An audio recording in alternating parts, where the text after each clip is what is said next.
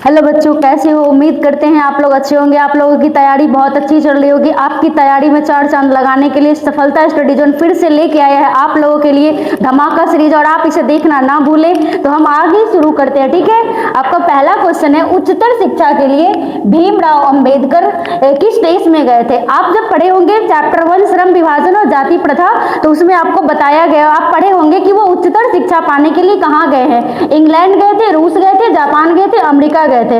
ये किस चैप्टर का है? श्रम विभाजन और जाति प्रथा का है। किसने लिखा है? भीमराव अंबेडकर ने लिखा है, ठीक है। उन्होंने उच्चतर शिक्षा पाने के लिए किस देश में गए हैं? किस देश में गए हैं? इंग्लैंड में गए हैं, रूस में गए हैं, जापान में गए हैं, अमेरिका में गए हैं। तो इसका राइट आंसर क्या हो जाएगा? अमेरिका, ठीक है। इसका सही आंसर हो जाएगा अमेरिका, ठीक है। आगे है दूसरा क्वेश्चन है, जाति पाति तोरक मंडल का वार्षिक सम्मेलन किस वर्ष हुआ था? जाति पाति तोरक मंडल का वार्षिक सम्मेलन किस वर्ष हुआ था? किस वर्ष हुआ था? 1935 में, 1936 में, 1937 में, 1938 में? किस वर्ष हुआ था? किस वर्ष हुआ था? आप बताओ। जाति पाति तोरक मंडल का वार्षिक सम्मेलन किस वर्ष हुआ था? तो 1936 में हुआ था। कब हुआ था? 1936 में हुआ था, ठीक है। निम्न में से कौन पड़ोसियों के आवारागर्द छोकरों के साथ लट्टू नचा रहा था? निम्न में से कौन पड़ोसियों के आवारागर्द छोकरों के साथ लट्टू नचा रहा था? खोखा, रजनी, मदन, आरती। खोखा, रजनी, मदन, आरती। आपको पहला सीरीज में भी जो पहले सीरीज का जो वीडियो था उसमें भी ये क्वेश्चन था। आप लोग अगर पढ़े होंगे तो आप इसका सही आंसर बता सकते हो, ठीक है। और अगर नहीं बताओगे तो क्यों नहीं बताओगे? क्यों नहीं पढ़ रहे हो? अभी तो एग्जाम का बहुत कम समय बचा हुआ है, ठीक है। निम्न में कौन पड़ोसियों के आवारागर्द छोकरों के साथ लट्टू नचा रहा था? खोखा, रजनी, मदन, आरती। तो इसका सही आंसर हो जाएगा आपका मदन, ठीक है, मदन हो जाएगा। आगे 4 नंबर क्वेश्चन, भारत से हम क्या सीखे शीर्षक पाठ साहित्य की कौन विधा है? साहित्य की कौन विधा है? साहित्य की कौन विधा है? कविता है, नाटक है, रेखाचित्र है, भाषण है, क्या है? भारत से हम क्या सीखे शीर्षक पाठ साहित्य की कौन विधा है? कविता है, नाटक है, रेखाचित्र है, या भाषण है, क्या है?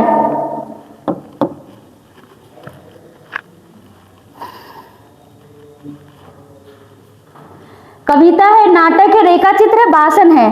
भाषण है, क्या है? तो ये क्या है? जल्दी बताओ, इसका राइट आंसर क्या होगा? कविता है, नाटक है, रेखाचित्र है, या भाषण है? तो ये क्या हो जाएगा आपका? भाषण हो जाएगा। ये क्या हो जाएगा?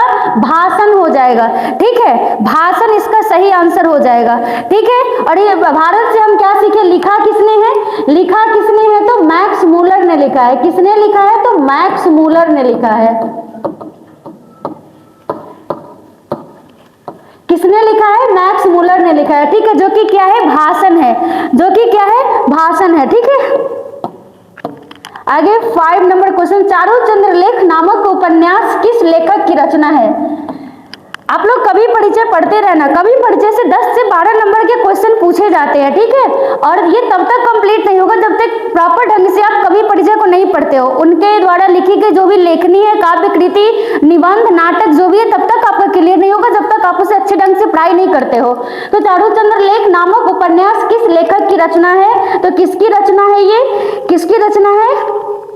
चारुचंद्र लेख नामक उपन्यास किस लेखक की रचना है? हजारी प्रसाद द्विवेदी, अमरकांत, यतीन्द्र मिश्र, भीमराव अंबेडकर।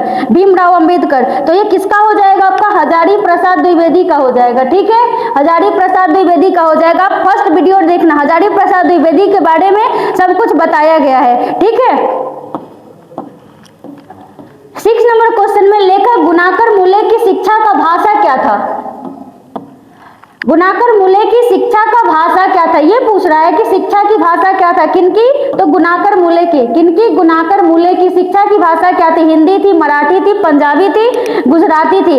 हिंदी थी, मराठी थी, पंजाबी थी, गुजराती थी, क्या थी? सही बताओ, इसका सही आंसर बताओगे तो इसका सही आंसर हो जाएगा आपका मराठी। मराठी इनकी शिक्षा का भाषा रहा है, किनके? गुणाकर मूले जी का, ठीक है। आगे 7 नंबर क्वेश्चन, हमारे पड़ोसी देश नेपाल की नेवाड़ी भाषा किस लिपि में लिखी जाती है? चित्रलिपि, देवनागरी लिपि, अरबी लिपि, सिलैबड़ी लिपि, किस लिपि में लिखी जाती है? ये हमारे पड़ोसी देश नेपाल की नेपाली व नेवाड़ी भाषाएं किस लिपि में लिखी जाती है?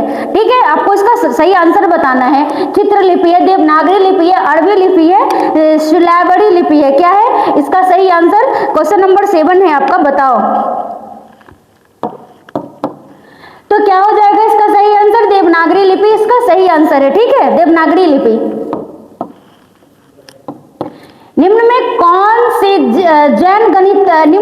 जैन गणितज्ञ कौन है? आपसे पूछा जा रहा है, निम्न में से जैन गणितज्ञ कौन है? नंदीनाथ है, कबीराचार्य है, महावीराचार्य है या शंकरदेव है? कौन है जैन गणितज्ञ? जैन गणितज्ञ आपसे पूछ रहा है, तो महावीराचार्य जो है वो कौन है? जैन गणितज्ञ है। ठीक है,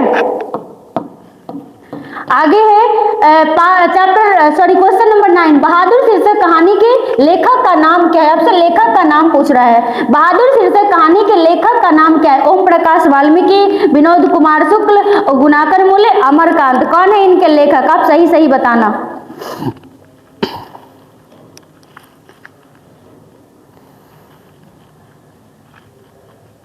तो बहादुर शीर्षक कहानी के लेखक कौन है? बहादुर शीर्षक कहानी के लेखक का नाम क्या है आपका? क्वेश्चन नंबर 9, अमरकांत जी है। ठीक है, अमरकांत, इनका जन्म हुआ है 1925 में। इनका जन्म हुआ है 1925 में। किनका? ये बहादुर शीर्षक कहानी के लेखक का नाम है। ठीक है, ओम प्रकाश वाल्मीकि की एक रचना है जूठन, जो 12th में आपको पढ़ना है। विनोद कुमार शुक्ल, गुणाकर मूले क्या लिखा है? गुणाकर मूले क्या लिखा है? गुणाकर मूले नागरी लिपि लिखा है। गुणाकर मूले नागरी लिपि लिखा है। विनोद कुमार शुक्ल क्या लिखा है? मछली लिखा है। विनोद कुमार शुक्ल ने क्या लिखा है? तो मछली लिखा है। ठीक है, 10 नंबर क्वेश्चन है, बहादुर शीर्षक कहानी में कौन अपने शरीर की मालिश बहादुर से कराता था? आप लोग बहादुर चैप्टर पढ़े हो? बहादुर शीर्षक कहानी में कौन अपने शरीर की मालिश बहादुर से कराता था? नवल, पवन, नरेंद्र, किशोर। तो कौन कराता था? इसका राइट आंसर हो जाएगा किशोर। कौन करवाता था अपने शरीर का भी मालिश? तो ये किशोर करवाता था। ठीक है, आगे है आपका 11 रुपए, क्वेश्चन नंबर 11 रुपए साड़ी के खूट से निकालकर यही चारपाई पर रखे, ... पर वे मिल नहीं रहे, ये किसने कहा था? किसने कहा था? लेखक की पत्नी, रिश्तेदार की पत्नी, बहादुर की मां, इनमें से कोई नहीं। किसने कहा था? क्या रिश्तेदार की पत्नी कही थी, लेखक की पत्नी कही थी, बहादुर की मां कही थी? इनमें से कोई नहीं। कौन होगा इसका सही आंसर? तो किसने कहा था? किसने कहा था? रिश्तेदार की पत्नी ने कहा था कि अपने खूटे से निकालकर यहीं पर 11 रुपए में रखी थी। ठीक है, जो मिल नहीं रहे हैं।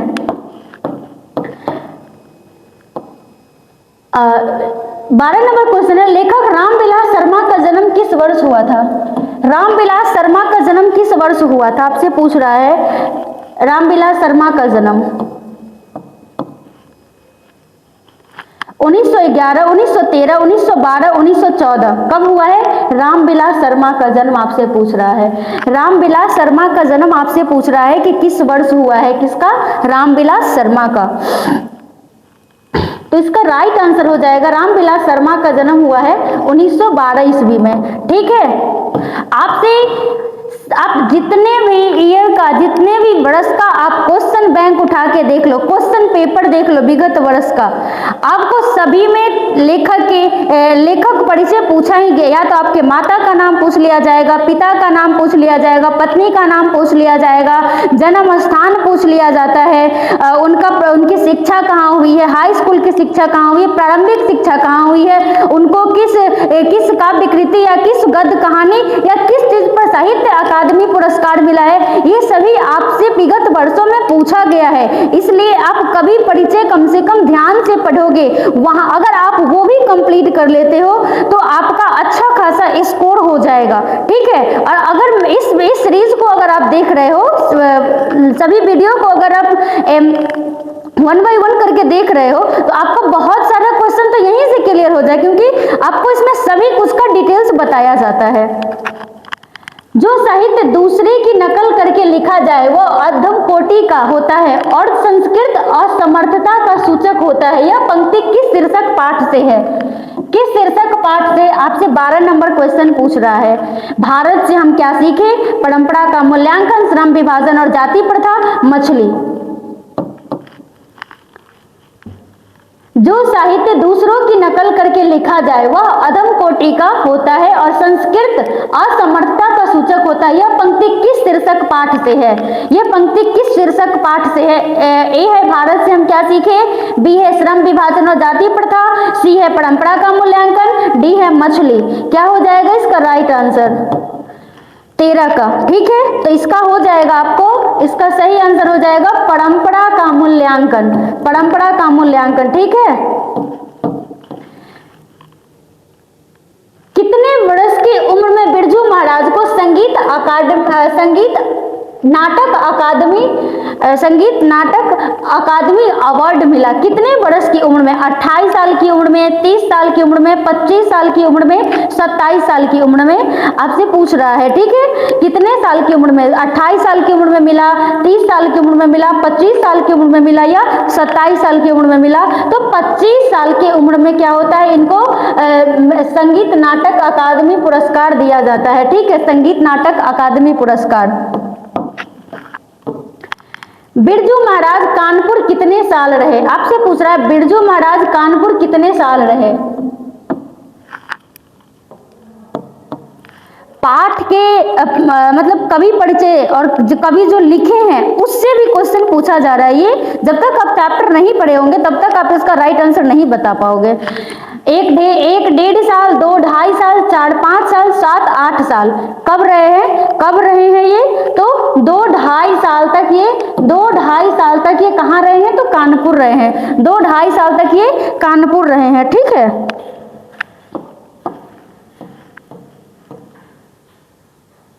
16 नंबर क्वेश्चन में अभिनव शीर्षक पाठ में फ्रेंच शासकों ने किनकी गतिविधियों पर नजर रखने के लिए किला बनवाया था? ठीक है, आपसे पूछ रहा है, आप इसका सही आंसर बताओ। व्यवसायियों की, जनता की, पोप की, सैनिकों की? तो इसका सही आंसर हो जाएगा ऑप्शन नंबर सी, पोप की। रोन नदी कहाँ है? दक्षिण अफ्रीका में, उत्तर फ्रांस में, उत्तर अमेरिका में, दक्षिण फ्रांस में? रोन नदी आपसे पूछ रहा है, रोन नदी कहाँ है? रोन नदी पूछ रहा है, दक्षिण अफ्रीका में है, उत्तर फ्रांस में है, उत्तर अफ्रीका में है, दक्षिण फ्रांस में है? इसका सही आंसर हो जाएगा दक्षिण फ्रांस। दीवार में एक खिड़की रहती थी नामक उपन्यास किस लेखक की रचना है? दीवार में एक खिड़की रहती थी नामक उपन्यास किस लेखक की रचना है? विनोद कुमार शुक्ल, नलिन बिलोचन शर्मा, हजारी प्रसाद द्विवेदी या मैक्स मूलर? ठीक है, क्वेश्चन नंबर 18 है, किनका है? विनोद कुमार शुक्ल का है या नलिन बिलोचन शर्मा का है, हजारी प्रसाद द्विवेदी का है या मैक्स मूलर का है? तो इसका सही आंसर हो जाएगा आपको विनोद कुमार शुक्ल। ठीक है, ज्यादातर कवियों के काव्य कृति से क्वेश्चन पूछा गया है। ठीक है, आप विगत वर्ष का प्रश्न उठाकर देख लेना। मछली शीर्षक कहानी में लेखक की माँ क्या कर रही है? मसाला पीस रही है, सब्जी बना रही है, चावल चुन रही है, बर्तन धो रही है? क्या कर रही है लेखक की माँ? लेखक की माँ, लेखक की माँ क्या कर रही है? तो मसाला पीस रही है। सरपट शब्द का अर्थ क्या है? सरपट शब्द का अर्थ क्या है आपसे पूछ रहा है। किनारा है, तेजी है, जादू है या प्रभाव है? किनारा है, तेजी है, जादू है या प्रभाव है? किसका? सरपट शब्द का। तो इसका सही उत्तर हो जाएगा आपका तेजी। सरपट शब्द का अर्थ है तेजी। यतीन्द्र मिश्र ने स्पीक मौके विरासत 2001 के कार्यक्रम के लिए रूपंकर कलाओं पर केंद्रित किस पत्रिका का संपादन किया है? 21 नंबर क्वेश्चन है। गिरिजा, शहीद, थाती, देवप्रिया? यतीन्द्र मिश्र ने। इसका सही आंसर हो जाएगा ऑप्शन नंबर सी, थाती। ठीक है, आप लोग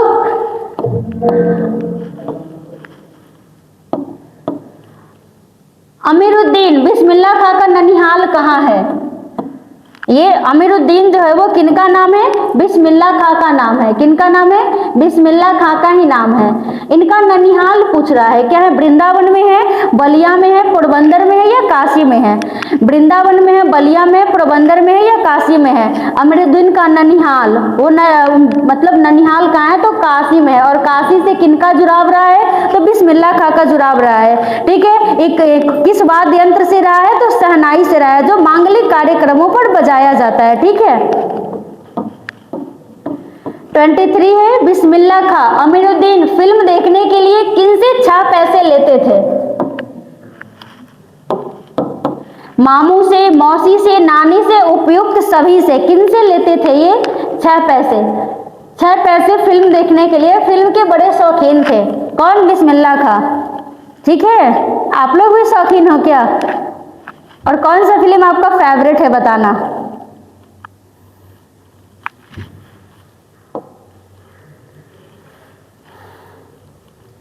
तो ये 6 पैसे मौसी से लेते थे। हरिजन नामक ऐतिहासिक पत्र के रचनाकार का नाम क्या है? आपसे पूछ रहा है। हरिजन नामक ऐतिहासिक पत्र के रचनाकार का नाम क्या है? महात्मा गांधी, यतीन्द्र मिश्र, अमरकांत, गुणाकर मुले। हरिजन नामक पत्रिका किसने लिखा है? तो महात्मा गांधी ने लिखा है। सॉरी, किसने लिखा है? महात्मा गांधी ने लिखा है। महात्मा गांधी ने लिखा है। ठीक है, महात्मा गांधी की हत्या किस वर्ष हुई थी? महात्मा गांधी की हत्या किस वर्ष हुई थी? 1947 में, 1948 में, 1949 में, 1950 में। कब होती है? तो 1948 में होती है, 30 जनवरी। 30 जनवरी 1948 में महात्मा गांधी की हत्या की जाती है। ठीक है, 26 है सेन साहब की कितनी लड़कियां थी? सेन साहब की कितनी लड़की थी? 2, 4, 5, 6। सेन साहब की कितनी लड़की थी आपसे पूछ रहा है? तो 5 लड़की थी। सेन साहब की 5 लड़की थी।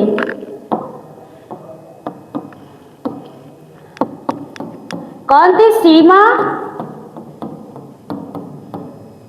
सीमा, रजनी, आलो, सुफाली और पचमी आरती थी। ठीक है, 5 लड़की थी सेन साहब की। ठीक है, तो 5 लड़की थी, सीमा, रजनी, आलो, सुफली और रजनी। ठीक है, आप लोग इसको देखते रहना। दक्षिण अफ्रीका के पांड्य प्रदेश से किस राजा का पालियम ताम्रपत्र मिले हैं? आप इसका सही आंसर बताना। राजा शंकर प्रताप के, राजा रतन सेन के, राजा सैविक के, राजा बरगुन के। 27 नंबर क्वेश्चन आपसे पूछ रहा है। दक्षिण भारत के पांड्य प्रदेश से किस राजा के पालियम ताम्रपत्र मिले हैं? तो राजा शंकर प्रताप के, राजा रतन सेन के, राजा सैविक के, राजा बरगुन के। तो राजा सैविक के। ठीक है, वेतमा दानपत्र किस वर्ष का है? आपसे पूछ रहा है वेतमा दानपत्र किस वर्ष का है? 1020 में, 1030 में, 1040 में, 1050 में। तो आपका सही आंसर है 1020 में। ठीक है, 1030 नहीं है, 40 नहीं है, 50 नहीं है, 1020 में वेतमा दानपत्र आया था। थ का उच्चारण स्थान क्या है? आपसे पूछ रहा है थ का उच्चारण स्थान। देखो, आप जितना भी सीरीज देखी हो सब में वर्ण से लगातार क्वेश्चन पूछ रहा है। 2-3 प्रश्न वर्ण से पूछ ही ले रहा है। ठीक है, वर्ण से थ का उच्चारण स्थान पूछ रहा है। क्या थ का ओष्ठ होगा, दंत होगा, कंठ होगा, मूर्धा होगा? तो थ बोल के देखो, दंत होगा इसका राइट आंसर। ठीक है, थ ओष्ठ नहीं होगा, ओष्ठ नहीं होगा, थ ओष्ठ नहीं है, कंठ नहीं है, मूर्धा नहीं है, थ होगा, सॉरी दंत होगा। व्यंजन वर्णों की कितनी श्रेणियां हैं? आपसे पूछ रहा है 5, 6, 3, 4 कितने हैं? इसका सही आंसर बताओगे अभी।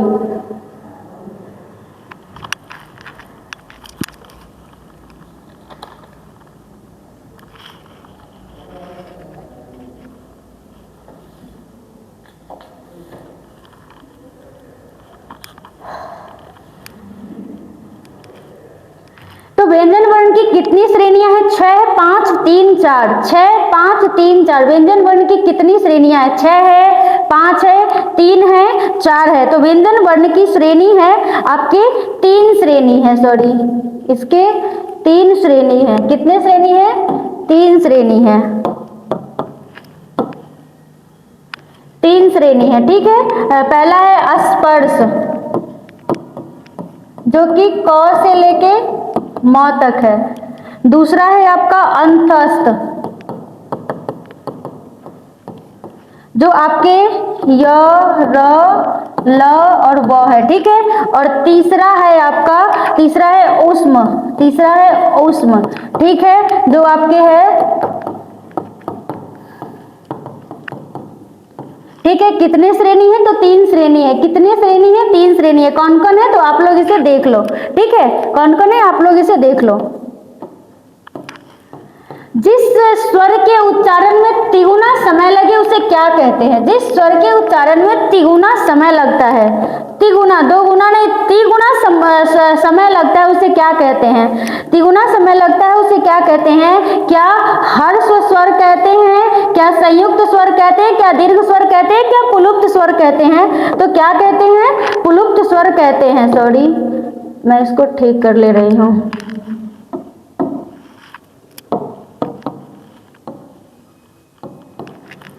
ठीक है, इसका प्लुप्त स्वर आंसर हो जाएगा। हिंदी में अनुनासिक वर्णों की संख्या कितनी है? आपको पीछे वाले वीडियो में बताया गया था कि अनुनासिक वर्ण की संख्या कितने हैं हिंदी में।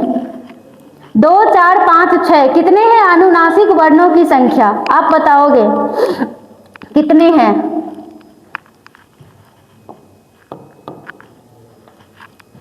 तो इसका सही आंसर हो जाएगा आपका अनुनासिक वर्ण की संख्या 5 है। स्वर संधि के कितने भेद होते हैं? स्वर संधि के कितने भेद होते हैं? स्वर संधि के कितने भेद होते हैं? 4, 5, 2, 3 कितने भेद होते हैं? 5। कौन कौन होते हैं?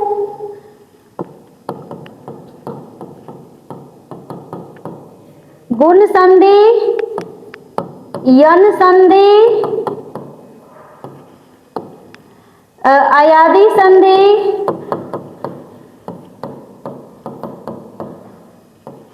वृद्धि संधि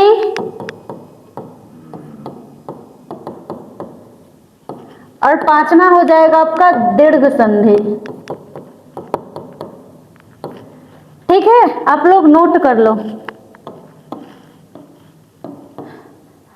दुष्कर शब्दों का संधि विच्छेद क्या है? आओ देखते हैं दुष्कर का संधि विच्छेद क्या होने वाला है। दुस जोड़कर, दुह जोड़कर या दुष्क जोड़ र क्या होगा? तो दुह जोड़कर इसका सही संधि विच्छेद हो जाएगा। दुस जोड़कर आप करके देखो, नहीं होगा। ये तो पहले ही नहीं होने वाला है क्योंकि यहाँ पे स पूरे नहीं है, यहाँ पे है। तो अगर इसका हम करते हैं संधि विच्छेद तो भी गलत हो जाएगा और दुष्क जोड़ र कोई अर्थ शब्द ही नहीं बनता है। यर लव कौन व्यंजन कहलाते हैं? कौन व्यंजन कहलाते हैं? अभी बताए हैं आपको। यर लव कौन व्यंजन कहलाते हैं? ऊष्म व्यंजन, अघोष व्यंजन, स्पर्श व्यंजन, अंतस्थ व्यंजन। आपके पिछले वीडियो में अघोष वर्ण, सघोष वर्ण बताया गया था। आप इसे याद किए हो और किए हो तो कौन कौन है बताओगे कमेंट में। ऊष्म व्यंजन, सॉरी, यर लव कौन व्यंजन कहलाते हैं? 35 नंबर क्वेश्चन है आपका। तो ये आपके अंतस्थ व्यंजन कहलाते हैं।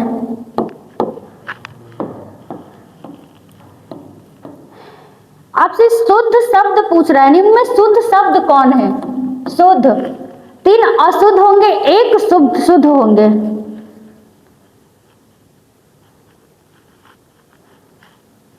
शुद्ध, निम्न में से शुद्ध शब्द कौन है? ये क्या शुद्ध शब्द है? कालिदास शुद्ध शब्द है, घनिष्ठ है, उपरोक्त है,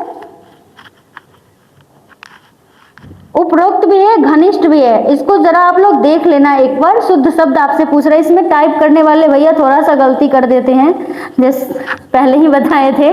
क्रिस का गाना सुनते सुनते उनका भी दिमाग क्रिस टाइप का हो गया है। आप लोग इसको इग्नोर करना, ठीक है, क्योंकि जो गाना पहले ट्रेंड में होती है उसको लोग बहुत सुनते हैं, रील्स बनाते हैं। आप लोग बनाते हो क्या? शुद्ध शब्द कौन है? तो आपका ये दोनों ही शुद्ध है, ठीक है। कालिदास अशुद्ध है, ये छात्र अशुद्ध है, ठीक है। मनुज शब्द में उपसर्ग क्या है? उपसर्ग प्रत्यय जानते हो ना? उपसर्ग क्या होता है? प्रत्यय क्या कहलाता? प्रत्यय क्या होता है जानते हो? जो शब्द के पहले लगते हैं और एक शब्द के बाद लगते हैं। शब्द के पहले क्या लगते हैं और शब्द के बाद क्या लगते हैं? बताओ, सब कुछ बताया गया है तुम्हें। मनुज शब्द में उपसर्ग क्या है? क्या नुज कोई शब्द है क्या? नहीं है। नुज ये एक शब्द रहा होगा। नुज, अगर नुज करके देखते तो क्या म उपसर्ग लगी है? तो ये क्या है? गलत है, म उपसर्ग नहीं है, नुज का कोई अर्थ ही नहीं है, ठीक है। देखो, और ये म है क्या? तो ये अगर ये हलंत लगी हुई है, इसका मतलब ये पूरे म नहीं है, ये आधे है। और इसमें जब अ जोड़ेंगे, सॉरी, इसको जब ऐसे करेंगे तब जाके ये पूर्ण म बनती है, ठीक है। तो ये भी आपका नहीं है। मन होगा क्या? मन जोड़ उज होगा क्या? नहीं होगा, ठीक है। तो क्या हो जाएगा? मनु। जन्म लेने वाले को मनुज कहते हैं, ठीक है, जन्म लेने वाले। तो मनु जोड़ जा, मनुज, ठीक है। निम्नलिखित में निम्न चिन्हों में प्रश्नवाचक चिन्ह कौन है? बताए थे इसका ट्रिक, प्रश्नवाचक पहचानने वाला। अगर ना समझ में आए प्रश्नवाचक तो क्या समझना है? कौन सा? देखो, सांप के जैसा कौन बैठा हुआ है? सांप के जैसा एक मान लो कि पत्थर पे बैठा हुआ है, ये देखो सांप के जैसे नहीं बैठे हुए हैं, तो आपके ये सही आंसर हो जाएंगे, ठीक है। ये क्या है? आपके विस्मयादि बोधक चिन्ह है, ये आपके अल्प विराम है और ये आपके उदाहरण चिन्ह है, विस्मयादि बोधक।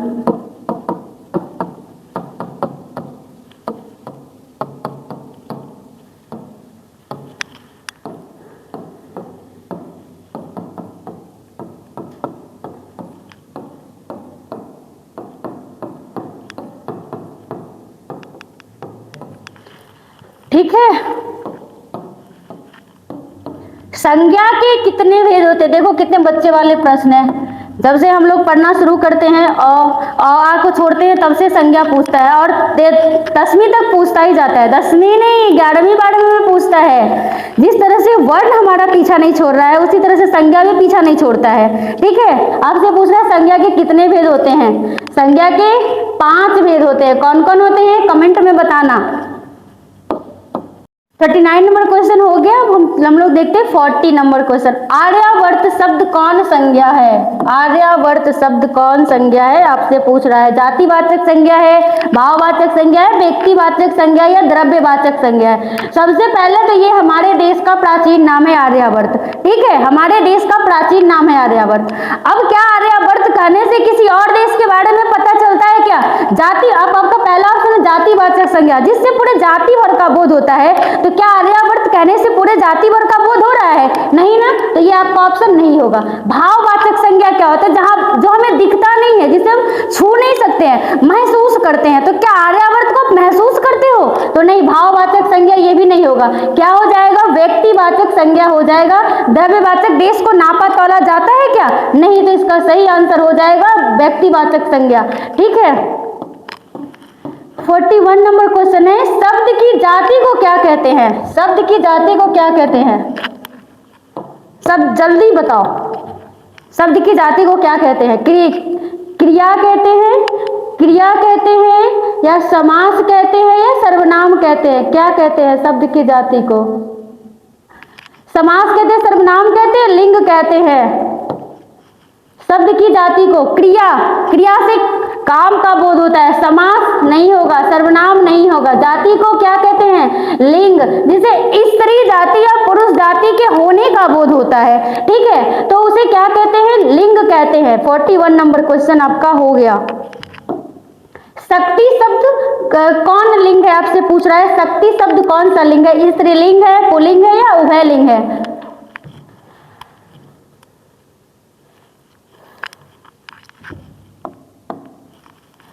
शक्ति शब्द कौन सा लिंग है? स्त्रीलिंग है, पुल्लिंग है, या उभयलिंग है? स्त्रीलिंग है, पुल्लिंग है, उभयलिंग है, या इनमें से कोई नहीं? क्या होगा इसका सही आंसर? 42। शक्ति, इतनी शक्ति हमें दे न दाता, मन का विश्वास कमजोर होना। इसका समय आ रहा है, ये भजन का समय आ रहा है बहुत जल्दी, शायद 22 से 23 जनवरी को माता शारदे का पूजा है, ठीक है? तो आप लोग ये भजन जरूर गाना। अरे इसका आंसर बताया क्या? हाँ, स्त्रीलिंग होगा। शक्ति शब्द स्त्रीलिंग होता है। भजन सुना दिए तो बताओगे ना क्या होगा? स्त्रीलिंग होगा। अच्छे से पढ़ाई करोगे तो मैं और भी भजन गाने शेरो शायरी सुनाती रहूंगी तुम लोगों को, तो पढ़ाई करते नहीं हो। जिस विकारी शब्द से एक पदार्थ या एक व्यक्ति का बोध होता है उसे क्या कहते हैं? देखो तो कितना बच्चा वाला प्रश्न पूछ रहा है। ऐसा मान लो कि तुम लोग नर्सरी एलकेजी के बच्चे हो, नर्सरी और एलकेजी में ही पढ़ाई करते हो, ऐसा मान लो। इतने बच्चे वाले प्रश्न तुम लोगों से पूछा जा रहा है। और ये यहाँ नहीं, बोर्ड में भी इस टाइप के प्रश्न आते हैं, ठीक है? जिस विकारी शब्द से एक पदार्थ या एक व्यक्ति का बोध होता है उसे क्या कहते हैं? बहुवचन कहते हैं, एक वचन कहते हैं, द्विवचन कहते हैं। एक पदार्थ या एक व्यक्ति का बोध होता है वो क्या कहलाता है? एक वचन। बहुवचन में बहुत होते हैं, द्विवचन में 2 होते हैं, इनमें से कोई नहीं होगा। क्या होगा? एक वचन होगा। कारक के कितने भेद होते हैं? कारक क्यों जरूरी है पढ़ना? बताओगे? बताए थे पिछले वाले वीडियो में। कारक के कितने भेद हैं? 7, 8, 5, 4। कितने भेद है? तो कारक के 8 भेद है।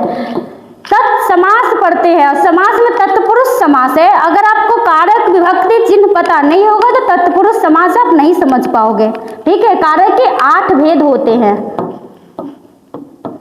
को के लिए किस कारक की विभक्ति है? को के लिए विभक्ति चिन्ह पूछ रहा है। अपादान कारक, संबंध कारक, संप्रदान कारक, संबोधन कारक। 45 नंबर क्वेश्चन में बताओ।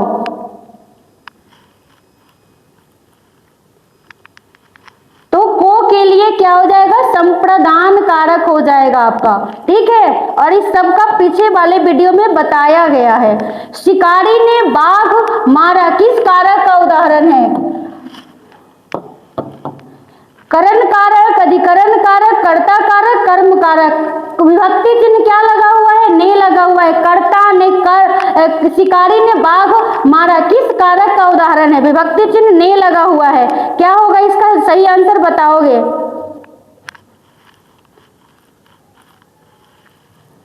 शिकारी ने बाघ मारा किस कारक का उदाहरण है? कर्म कारक का उदाहरण है।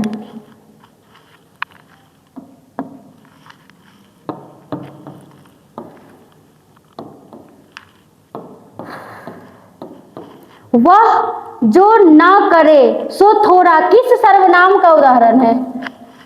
किस सर्वनाम का उदाहरण है? संबंधवाचक सर्वनाम, निजवाचक सर्वनाम, निश्चयवाचक सर्वनाम, प्रश्नवाचक सर्वनाम। 47 संबंधवाचक सर्वनाम है, निजवाचक सर्वनाम है, निश्चयवाचक सर्वनाम है या प्रश्नवाचक सर्वनाम है? 47 नंबर, जल्दी बताओ इसका आंसर। वह, यह किस में आता है? वह जो न करे सो थोड़ा किस सर्वनाम का उदाहरण है? तो निजवाचक सर्वनाम है ये, ठीक है? ऐसा आदमी किस विशेषण का उदाहरण है? ऐसा आदमी, कैसा आदमी? आप लोगों के जैसा। ऐसा आदमी किस विशेषण का उदाहरण है? गुणवाचक विशेषण का, संख्यावाचक विशेषण का, सर्वनामिक विशेषण का या परिणाम बोधक विशेषण का? ऐसा आदमी, तो ये हो जाएगा आपके सर्वनामिक विशेषण का, सर्वनामिक विशेषण का, ठीक है?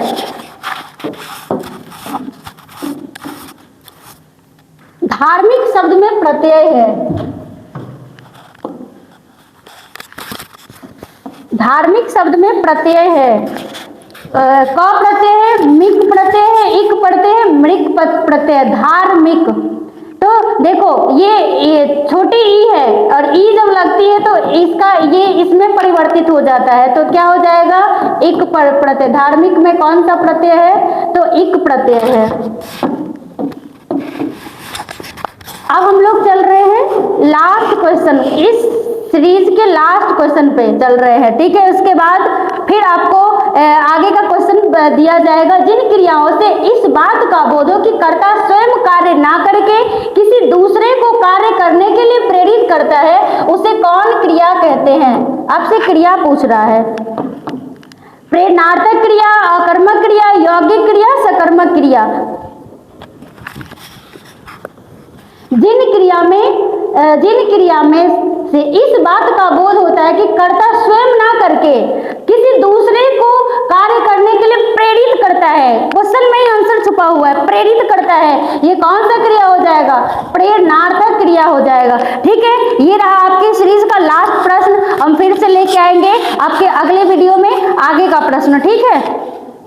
हेलो, क्या हाल चाल बच्चा, पढ़ाई कैसा चल रहा है। अब बस 1 मंथ बचा हुआ है, बहुत मस्ती से पढ़ाई करना है और पूरा अब इतना करना है बस कि जितना दिन रात हो, नींद उंद क्या होता है उस सबको त्यागना है। बस 1 महीना पूरा जोरों से अपने पर मेहनत कर देना है, जिससे आपका रिजल्ट बहुत अच्छा है, ठीक है। मैम तो कंटिन्यू पढ़ा ही रही है, ठीक है। आज का सीरीज में 1 से 50 तक हुआ है और कल हम लोग लेकर आ रहे हैं 51 से 100 तक। और आप पढ़ते रहिए और सफलता स्टडी जोन को चैनल पर जाइए, सब्सक्राइब कीजिए, लाइक कीजिए, कमेंट कीजिए, जिससे मैम का हौसला बढ़ता रहे, हम और हमारा भी हौसला बढ़ता रहे और हम और भी सब्जेक्ट में वीडियो सब लाते रहे। धन्यवाद, थैंक यू।